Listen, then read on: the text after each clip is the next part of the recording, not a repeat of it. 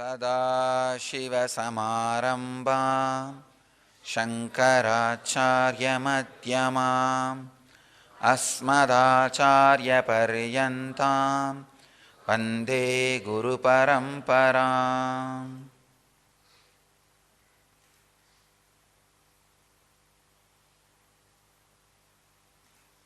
I welcome you all with my love and respects.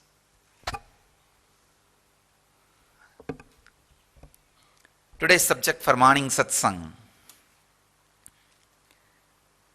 Parakaaya Pravesha by siddhas, astral travel in Siddha tradition. I think yesterday itself I was talking about today's subject, astral travel in Siddha tradition. I wanted all of you to know, astral travel is a too poor word for Parakaaya Pravesha. Parakaaya Pravesha is something far beyond, but I have to use the word astral travel, two reasons. One, there is no other word in English other than astral travel as far as I am able to search. Second, only this astral travel word comes close, especially in the internet search and everywhere, to the experience I am trying to describe. Not exactly, coming close. In Tamil we have the word Kudu vittu Kudu Paidal.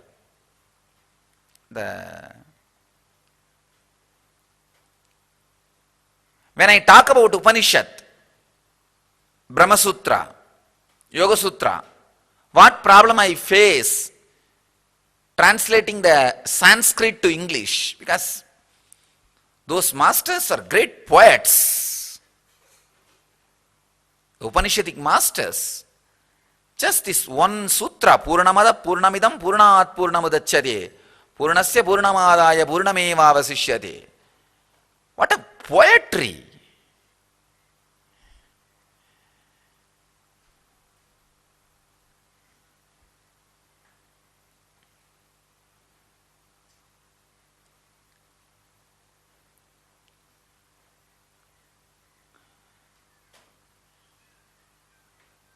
Poetry with atrocity to break ordinary logic.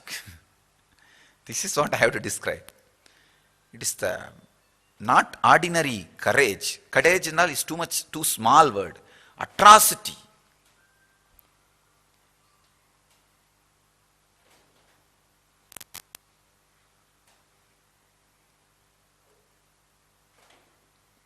If I say, there are no chocolates in this basket, it can be kind of a courage to break your logic. But if I say, I am not here, it is atrocity to break the ordinary logic. But what to do? That is the truth. The rishis have that strength to tell you in front of the face that you don't exist, the land on which you are standing does not exist, the person whom you are seeing does not exist. In a very poetic way, that is the beauty.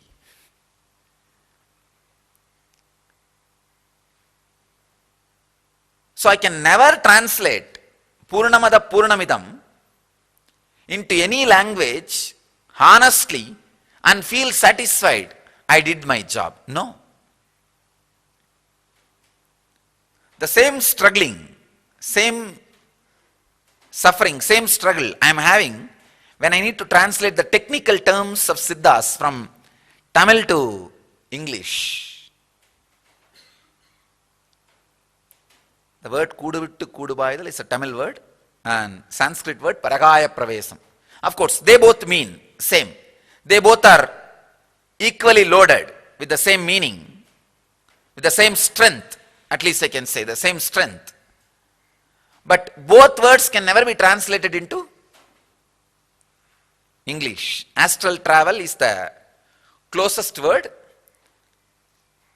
better you understand the definition of Parakaaya Pravesha, then you will understand what I mean by the word astral travel. Then we will look into this, how this is useful in our day-to-day life. I do not want you to learn anything which is not useful in your day-to-day life.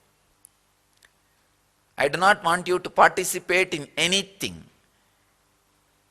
whether it is entraining or entertaining. It should be enlightening. Whether it is encharming or enchanting, it should be enlightening.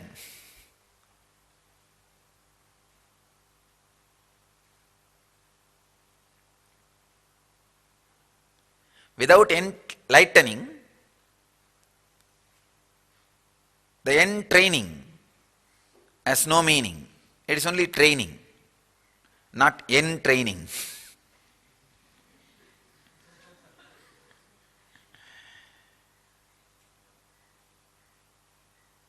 Without enlightening, even the entertaining has no meaning. It is only tainting. Same way, without enlightening, encharming has no meaning. It is only charming. Without enlightening, enchanting has no meaning. Just chanting. Only if the enlightening is happening, all these things has meaning. Just today morning, I initiated the process of the Rathotsava. Today evening we are going to have Rathotsava. It is not just entertainment. It is an enlightening entertainment. The Utsava has a great meaning when Tripurasuras, three Rakshasas, it's a Anava Kanma Maya, the three negativities, the ego, karmas and illusion. These three Mayas, Tripurasuras they are called. When they are torturing all the devatas, good engrams and the good qualities which you have. See, the human body is a big war field where these few things are constantly playing. Suddenly one day morning you will feel so fresh and such a strong feeling connection, love with the master. By evening some samskara will trigger and some foolish idea will come up, the full of hatred, fear, anger, anxiety, insecurity, hatred. This love-hate relationship goes on and on and on like a churning.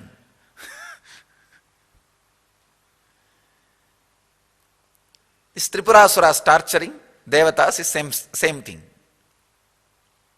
Then all the devatas rush to Mahadeva, Shiva. Shiva says, come on, don't worry, I'll destroy those fellows. Let's get ready, let's all go. Shiva wanted all these fellows to see how he is destroying them. So all these fellows said, oh God, let us get ready. They are all packing up, left and right, preparing. Somebody gave the suggestion, after all Shiva himself is coming to destroy, should you not make a beautiful chariot? Indra said, yes, right, you are right, your suggestions are right. They started making a huge chariot. Brahma himself becomes a charioteer. All devatas becomes the sculpture. And Chaturvedas, 4 Vedas become 4 horses. And Yamadharma himself becomes a weapon. And Indra himself becomes a base plate. All the rishis and ganas and munis, everybody becomes some part of the chariot. All their powers becomes the embodiment of the chariot. And during this big process, Suddenly Indra got the ego. With so many rishis and munis, ganas, devatas, gods, goddesses, with so much power, why Shiva? Anybody can destroy these three Rakshasas. If so much power is united. That's all he thought. And Shiva just smiled. Did I ask for this chariot? Did I ask your help? I just said, come on, come with me and enjoy the scene. But you fellows try to build this chariot and start feeling you are too important in his mission.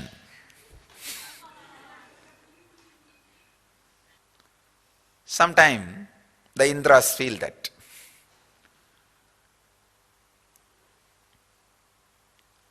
And Shiva just smiles and looks at Indra.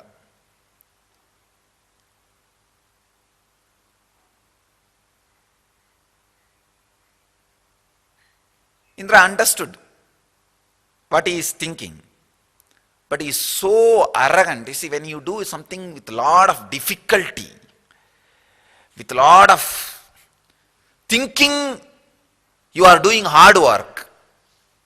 Not really doing hard work. Thinking you are doing hard work, you can't get out of the ego. That's a big problem. So Indra has the same problem. Indra got into the same problem. What? We have done so much hard work. How can? This is too big. This is an important factor in Shiva's mission. It's not even Shiva's mission. It's for this fellow he took the job. For these fellows he took the job. And see the whole confusion. For the sake of this devatas, these guys come and cry. He takes up the job. When he takes up the job, he just tells them, come on with me and enjoy. But these guys can't keep quiet. They will try to do something, behave as if they are doing hard work. And they will get into the ego. And then they will tell, it's all because of this hard work. So what to do? Shiva just smiles. And they have done only one mistake in building the chariot. They did not worship Ganesha. How dare you fellows create this whole chariot without worshipping me? And the moment they completed the chariot and tried to move, he came and broke the axle. Axle got broken. And now the whole chariot is down and Indra is in a big depression. He rushes towards Shiva. Only when the depression comes, sometimes sense also comes into the brain. He runs, not ordinary depression, it's like a suffering, depression because of suffering. Inability. He runs to Mahadeva. Mahadeva smiles at him and says, don't bother. Your chariot is not required. Without that, the job will be done. Just wherever he is sitting, from there he just opens his third eye. And all the Tripurasuras are completely burnt away. They are burnt. Indra was shocked. Oh God, how much of energy, effort we put and created this whole chariot. And thought only because of this chariot you will be able to destroy the demon. Not only you don't need chariot, you don't even need to move. You destroyed these Tripurasuras. Now what to do? We already built this chariot. Please accept this as our humble offering. Shiva said, now you have sense. Now you have sense. Understand? It is not required for the mission which I took up for you guys. Maybe as your love and gratitude, now it can be enjoyed as pleasure. Shiva says, go and worship Ganesha first. They go and worship Ganesha first. Then Ganesha fixes the axle back. Then Shiva goes on a jolly ride. A playful ride on the chariot. Goes around all the Tribhuvanas, Sabdalokas, blessing the people. That is the Rathotsava. chariot Utsava. If you understand the concept, the truth, the story, it is enlightening entertainment. Anyway, I was trying to tell you, I do not want you to do anything which is not enlightening. This Parakaaya Pravesha also, if you understand, it will be enlightening directly. So I was describing yesterday, 4 levels of Parakaaya Pravesha. Moving from one body to another body. 4 levels. 1, moving into a body which does not have life. A conscious person moving into a body which does not have life of its own. In that also there is 2 categories. 1, the dead body which had life. Another one thing, created body which never had a life. The Trimenis, the deities. Even that comes under the same category only. The Prana Pratishta, even that comes under the same category. Please understand 2 things. A dead body which had life, which do not have life now. And body which never had life even earlier. These are the 2 categories of, in this first category, giving life to dead bodies.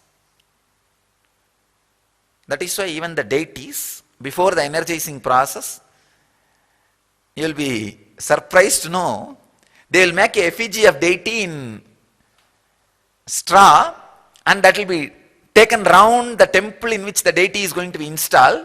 It will be burnt and Shraddha will be given. So first, the quality of the dead body will be cleansed. Then the life will be infused into the deity. You will be shocked if you know the complete ritual. They will give the bali to the bhuta or preta. See, first the statue, the idol, the moment it is completed, the carving is completed, it is considered as a preta. So they will do all the rituals, giving bali, everything to the preta. You see, when the sculptor carves, his visualization, which is a mixture of life and matter, will get into the deity. So that needs to be removed. Only then it will become a complete preta. The bhuta has to be removed. Then, for the bhuta only they will give bali. Then it becomes preta. If it becomes preta, now it has to be burnt and cleaned. So they will make the effigy and drag that around the temple and burn it. Now it is a clean, fresh, dead body where life can enter, life can penetrate. These are the 2 levels in the first level, first category. Second, a living person entering into a living person's body. That is what we call divya sareerees, or becoming mediums. And an enlightened being is radiating his high frequency consciousness with a deep love and devotion and surrender. If you offer your low frequency ego, that slowly gets melted, and this divya sarira starts reflecting in the living body. This sutta sattva energy starts reflecting in that body. It's a very powerful thing. Please understand, very powerful thing. So that persons, they become medium, and constantly if you stay in the consciousness of medium, the other day I was inquiring, all the people who were medium during the healing initiation, invariably every single person says there was no thought. We don't know what was going on. Something was moving the body. Something was moving the body.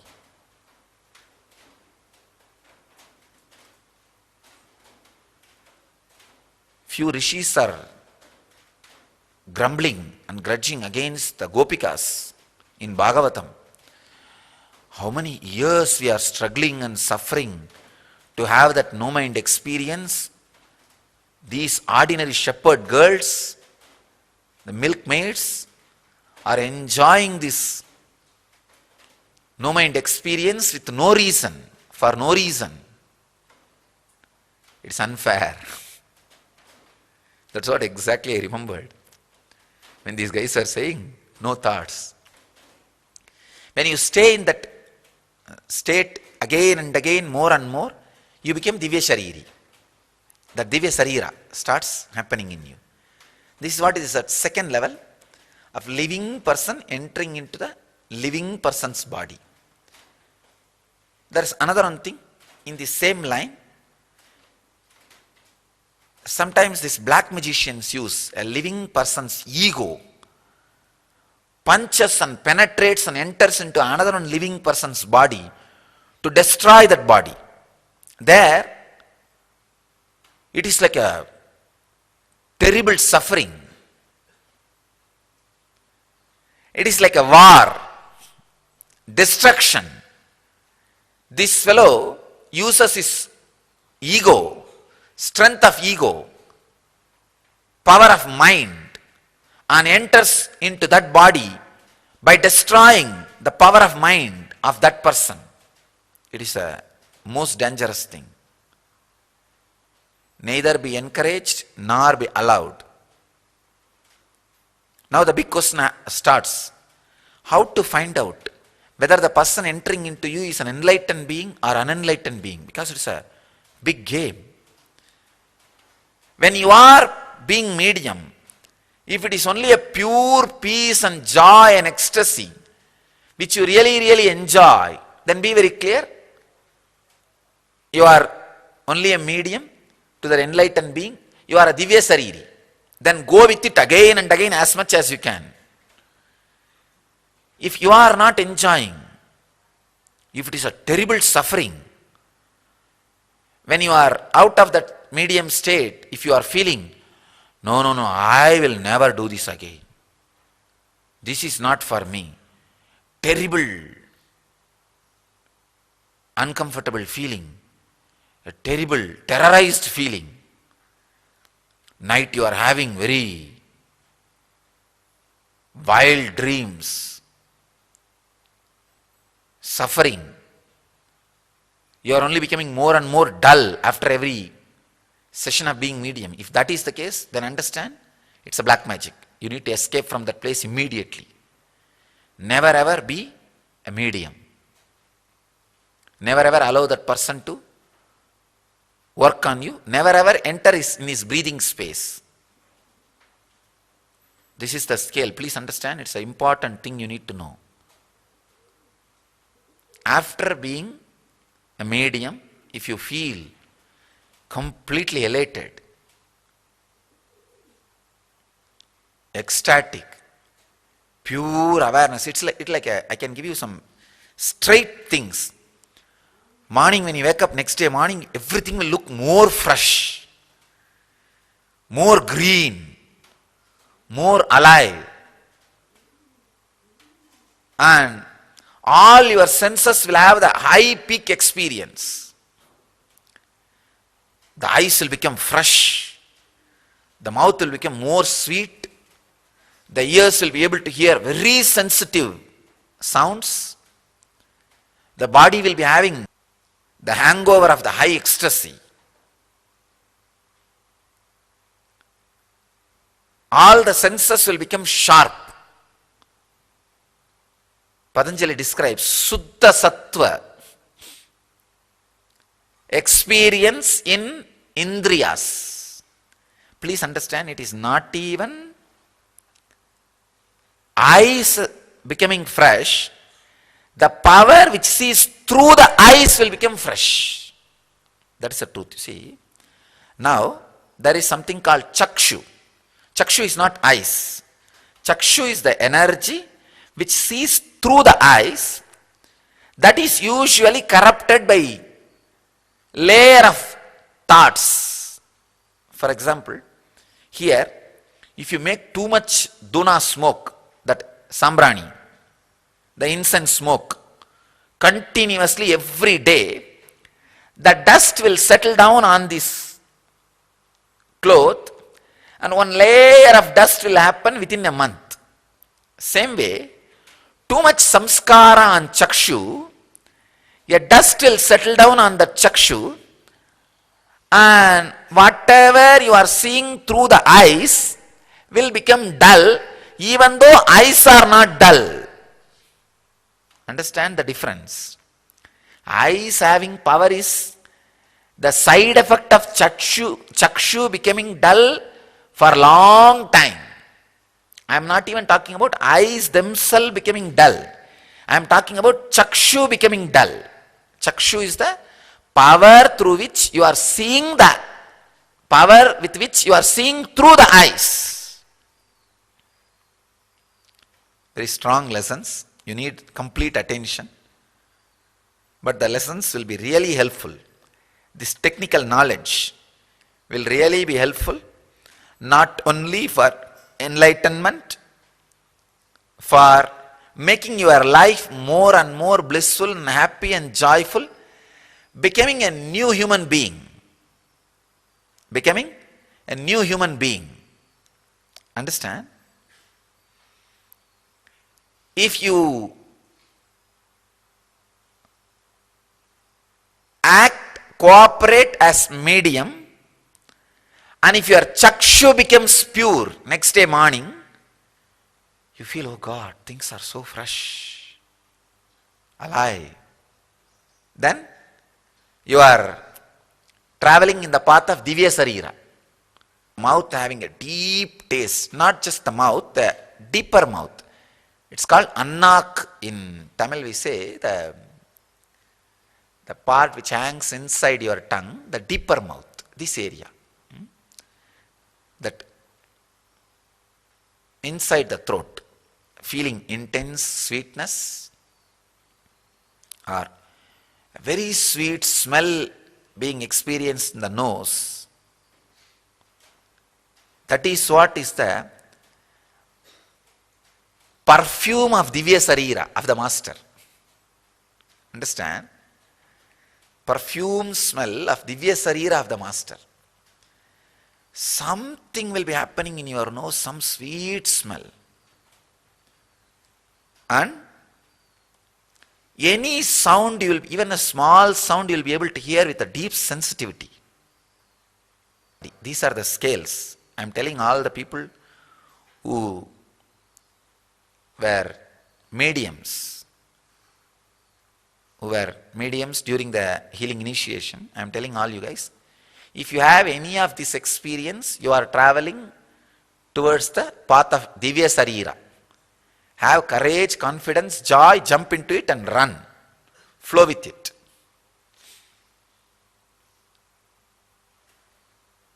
I am talking about this so detailed way so that in future, people who are trying to become medium for these ghosts, the dead people, pretas, pichas, all of them should understand difference between that medium and this medium. Medium word is loaded with a negative meaning. That is different and this is different. This is different. Here it is becoming divya sareera. There it is becoming more and more unconscious. Vivekananda gives an example. The black magic mediums, it's like throwing a big stone on the horse and stopping it. It will stop, but it will never get up again over. With a master, it's like holding the rope properly and stopping the horse. It will be termed, not killed. Terming the horse is different between killing the horse. So it's an important thing you need to understand.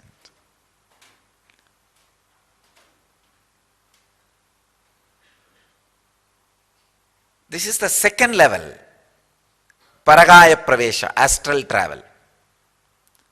The third level, The Siddha who doesn't have body entering into a dead body.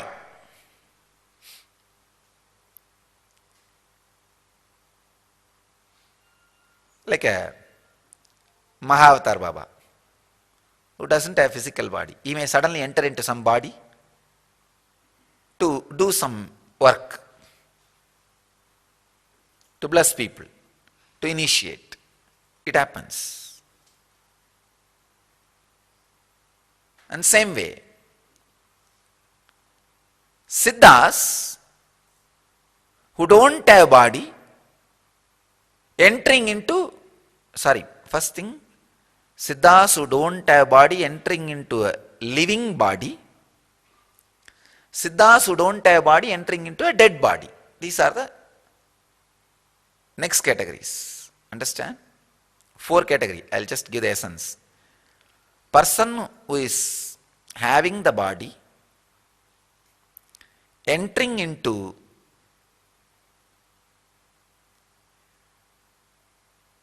the dead body, person who is having the body entering into living body, person who does not have body entering into living body, person who does not have body entering into dead body. If you understand all these 4 things in different level, it will help you.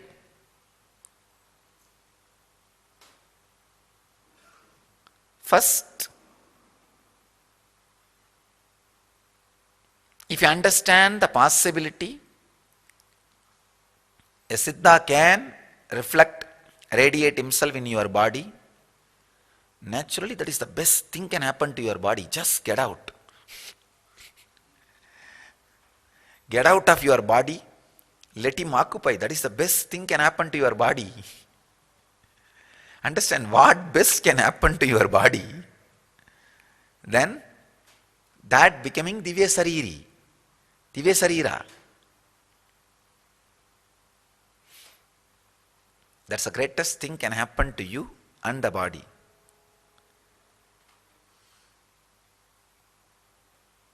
Second thing, if you know the possibility of the siddhas who don't have body also can enter,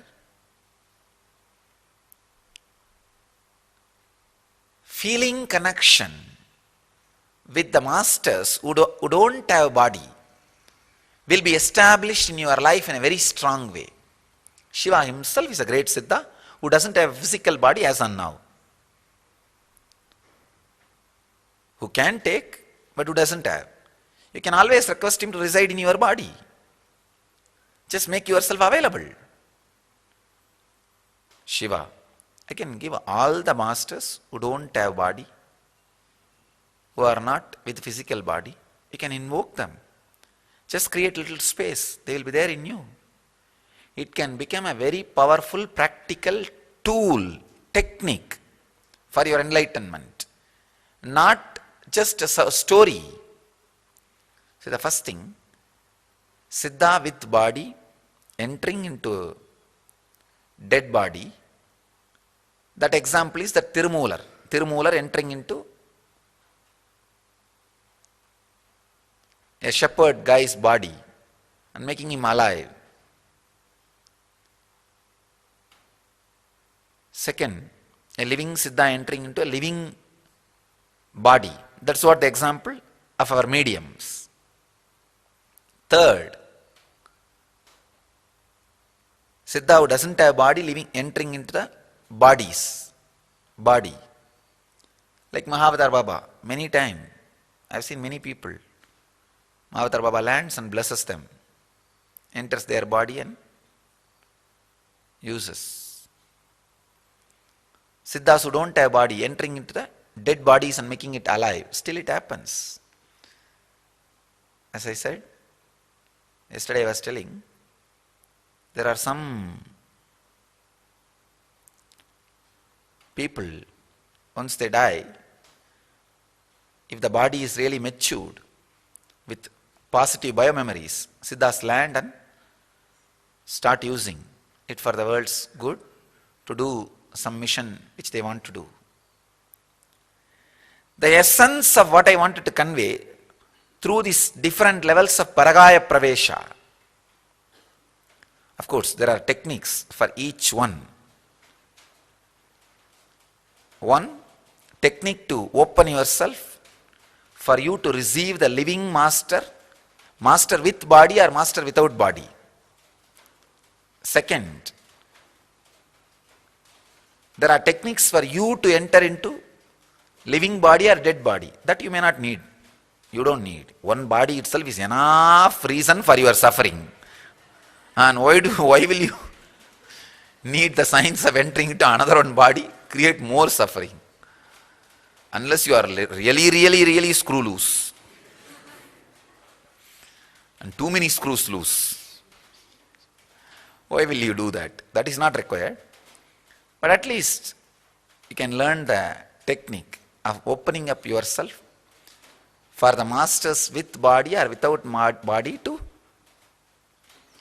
enter your being and fill your being, becoming divya sareerees for them. Becoming part of their expression. It is possible. It is possible. I'll speak in a detailed way about those techniques also and present it to the world. As and now, we'll end with this much. I'll continue to speak on techniques.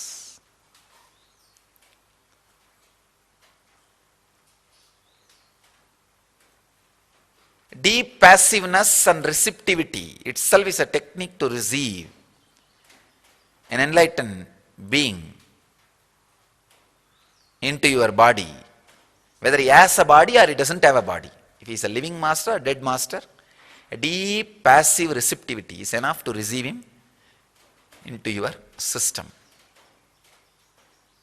In any one bhava, it can be Vatsalya, Matru, Dasa, Saka, or Mathura, or Maha, any bhava, just a deep passive receptivity.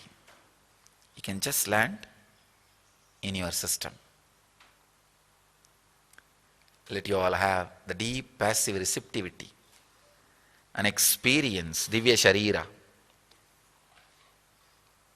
Let you all achieve, experience, live, express, radiate the eternal bliss. Nithyananda. Thank you.